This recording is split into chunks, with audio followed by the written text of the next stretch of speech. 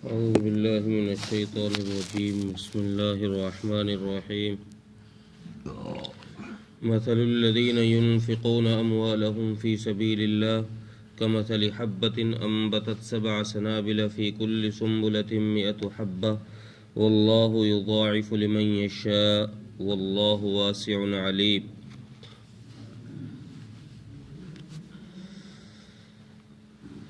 یہاں سے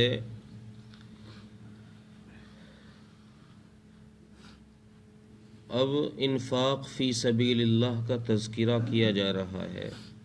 اللہ کے راستے میں خرچ کرنے کا ذکر یہاں سے ہے کہ اللہ کے راستے میں خرچ کرنے پر اللہ کے یہاں سے کیا ملے گا. پہلی آیت میں اللہ تبارک و تعالیٰ فرماتے ہیں، ایک ایسی اچھی مثال دی ہے اللہ نے اپنے نام پر خرچ کرنے کی کہ جو انسان کو بھا جائے. ایک یہ ہے نا کہ اللہ ویسے ڈائریکٹ فرما دیتے تم 1-2 میں تمہیں 700 دوں گا، بلکہ اللہ تبارک و تعالیٰ نے ایسی اچھی مثال کے ساتھ بات پیش کی ہے کہ انسان کا جی چاہے کہ یار ہاں ایسا ہونا چاہیے، انسان اس کو قبول کر لے. مثال سے بات ذرا اچھی طرح سمجھ میں آ جاتی ہے اور انسان اس کو مان لیتا ہے. اس لیے اللہ تبارک و تعالیٰ نے ایک مثال بیان فرمائی اور یہ فرمایا کہ ہمارے راستے میں خرچ کرنے کی مثال ایسی ہے کہ جیسے تم ایک دانہ کھیت کے اندر بو، زمین میں ایک دانہ ڈالو اور پھر اس دانے سے 7 بالیں نکل آئے اور ہر بال میں 100 دانے ہوں تو گویا کہ ایک دانے کے 700 دانے نکل آئے. اللہ یہ فرما رہے ہیں کہ تم 1 روپیہ ہمارے لیے خرچ کرو گے، ہمارے راستے میں ہمارے نام پر خرچ کرو گے تو ہم اس کو 700 گنا کر کے تمہیں لوٹائیں گے. مسند احمد کی روایت کے اندر ہے کہ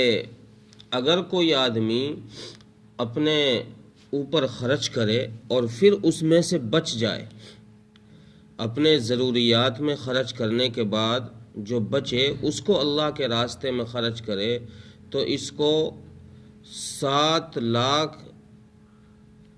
نیکیاں 1 روپے کے خرچ کرنے پہ ملتی ہے. اور اگر یہ بندہ خود اپنے اوپر اور اپنے اہل و عیال پر خرچ کر لے تو پھر اسے 700 نیکیاں ملتی.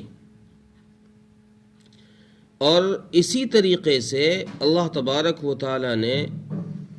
انسان کے لیے خصوصاً ایمان والے کے لیے اتنی آسانی کر دی ہے اس کے درجات کو بڑھانے کے لیے. حضرت ابو عبیدہ کی روایت ہے کہ وہ فرماتے ہیں کہ جس شخص پر کوئی جسمانی بلا یا مصیبت یا بیماری پریشانی کوئی بھی اللہ کی طرف سے آ جائے تو اس بلا اور پریشانی سے اس آدمی کے جس پر وہ مصیبت آ رہی ہے اس کے گناہ اس سے جھڑ جاتے ہیں. اس کے گناہ اس بیماری کی وجہ سے یا اس پریشانی کی وجہ سے اس مصیبت کی وجہ سے اس کے جسم سے گناہ جھڑ جاتے ہیں. اور یہ روایت انہوں نے یہ بات اس وقت کہی جب وہ خود بیمار تھے اور ان کی اہلیہ ان کے سرہانے بیٹھی ہوئی تھی. لوگ ان کی عیادت کے لیے آ رہے تھے. کوئی بیمار ہو جائے پڑوس میں تو لوگ ملنے آتے ہیں، اسی طرح ان سے ملنے آ رہے تھے. تو کچھ لوگ جب ملنے کے لیے آئے تو انہوں نے ان کی اہلیہ سے پوچھا کہ رات کیسی گزری، یعنی رات طبیعت کیسی رہی، زیادہ طبیعت خراب تھی، کیا معاملہ رہا. تو اہلیہ نے کہا کہ رات تو بڑی سختی کے ساتھ گزری، رات کو تو بڑی تکلیف ان کو ہوئی ہے. تو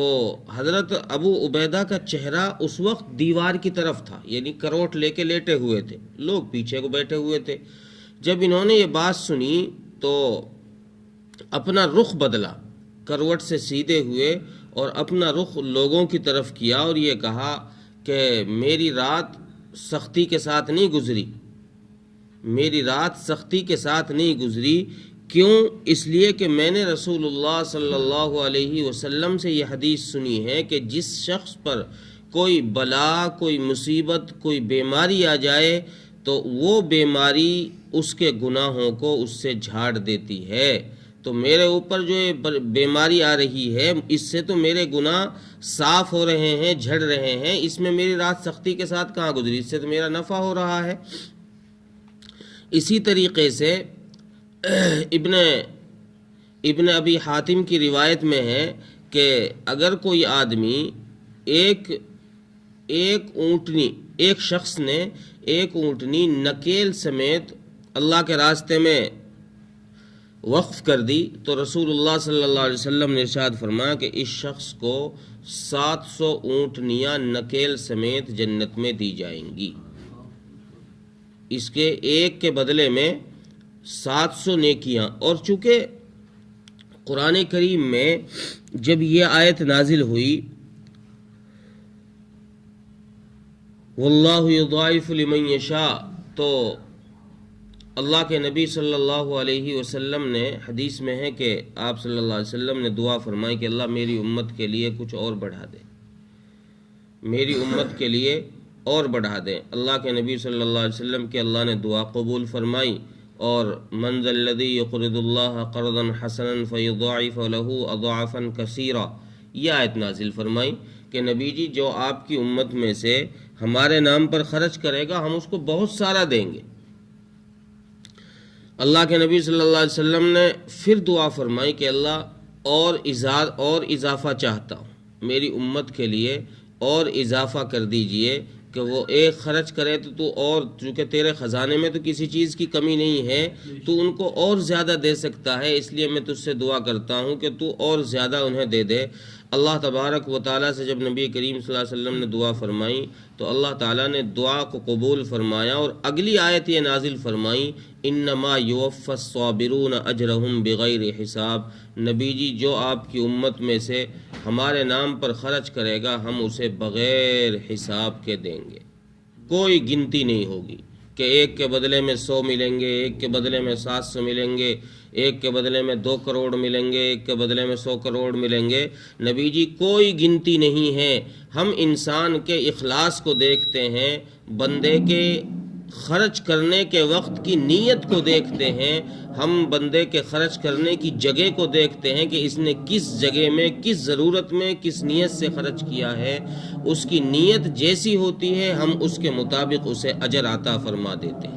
انما یوفی الصابرون اجرہم بغیر حساب، یہ فرما کر رسول اللہ صلی اللہ علیہ وسلم کو تسلی ہو گئی کہ ہاں اب میرا اللہ میری امت کو خوب دے گا۔ اور پھر جو یہ حدیثوں میں جگہ جگہ حدیثوں میں آتا ہے کہ ایک کے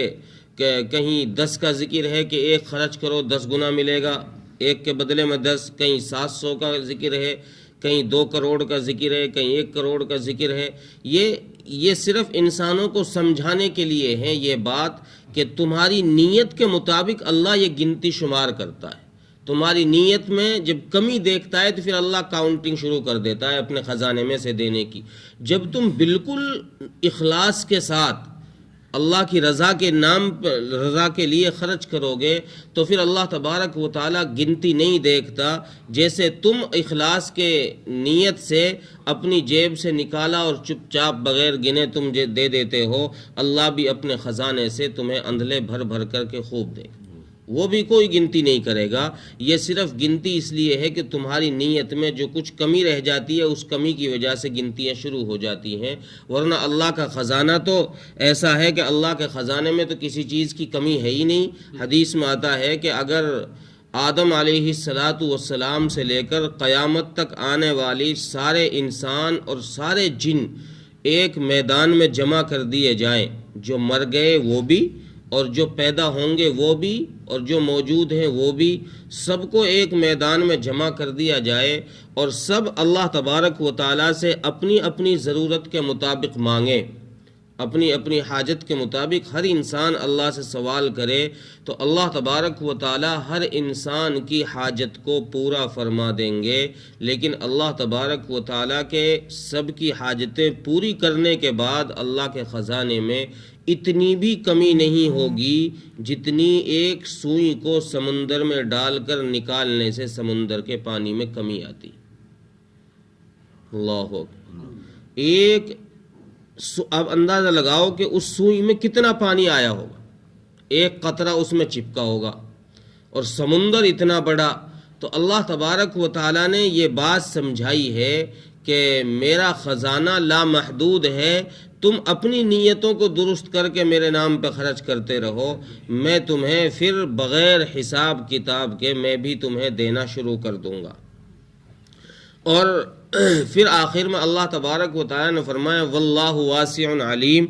کہ یہ تو اللہ جانتا ہے کہ کس کو کتنا دینا ہے، چونکہ نیت کے پیچھے میں دوں گا کہ تمہاری نیت جو ہوگی. اور پھر آگے اللہ نے فرمایا کہ ان نیتوں کو بھی میں جانتا ہوں کہ کون آدمی کس نیت کے ساتھ خرچ کر رہا. ویسے تو ہر آدمی یہ کہے گا کہ میں اخلاص کے لیے خرچ کر رہا ہوں، اللہ کی رضا کے لیے خرچ کر رہا ہوں. اس لیے اللہ نے آخر میں فرمایا کہ میں علیم بھی ہوں، تمہارے اندر کی باتوں کو میں جانتا ہوں، کہ تم کسی غریب کو دے رہے ہو ذلیل کرنے کے لیے دے رہے ہو، اس کو چھوٹا سمجھ کر دے رہے ہو، اس کو کسی مدرسے والے کو دے رہے ہو تو اس کو کس نظریے سے دے رہے ہو، نیت کیا ہے، یہ میں تمہارے اندر کے حال کو میں خوب جانتا ہوں. اس لیے مجھ سے تمہاری نیتیں چھپی ہوئی نہیں ہیں. جب نیتیں چھپی ہوئی نہیں ہیں تو پھر میں تمہارے نیتوں کو جب جانتا ہوں تو اس کے مطابق فیصلے بھی کرتا ہوں، اس کے مطابق اجر بھی دیتا ہوں. نیت صحیح ہے تو اجر زیادہ ملتا ہے، نیت میں کمی آ گئی ہے تو پھر اجر میں بھی کمی آ جاتی. ترجمہ دیکھیں، مثل الذین ينفقون اموالهم فی سبیل اللہ، اور اللہ کے راستے میں خرچ کرنے کی مثال اور ان لوگوں کی مثال جو اللہ کے راستے میں خرچ کرتے ہیں، کمثل حبۃ انبتت سبع سنابل فی کل سنبلۃ مئۃ حبہ، اس دانے کی سی ہے جس کو زمین میں بویا جائے اور اس میں سے 7 بالیں نکلیں اور ہر بال میں 100 دانے ہوں. واللہ یضاعف لمن یشاء، اور اللہ تبارک و تعالیٰ جس کو چاہتا ہے وسعت دے دیتا ہے. اس کے اختیار میں کسی کو بھی غریب کر دے، کسی کو بھی امیر کر دے. یہ ضروری نہیں ہے کہ آج یہ امیر ہے تو کل کو یہ امیر ہی رہے گا، یہ بھی ضروری نہیں ہے کہ یہ آج غریب ہے تو کل کو یہ بھی غریب ہی رہے گا. اللہ کب کس کو مالدار کر دیں یہ اس کے اختیار میں. اس لیے اللہ فرمایا واللہ یضاعف لمن یشاء، ہم چاہتے ہیں جس کو وسعت دے دیتے ہیں مال میں. واللہ واسع علیم، اور اللہ تبارک و تعالی وسعت والے ہیں اور جاننے والے ہیں. اللہ تعالیٰ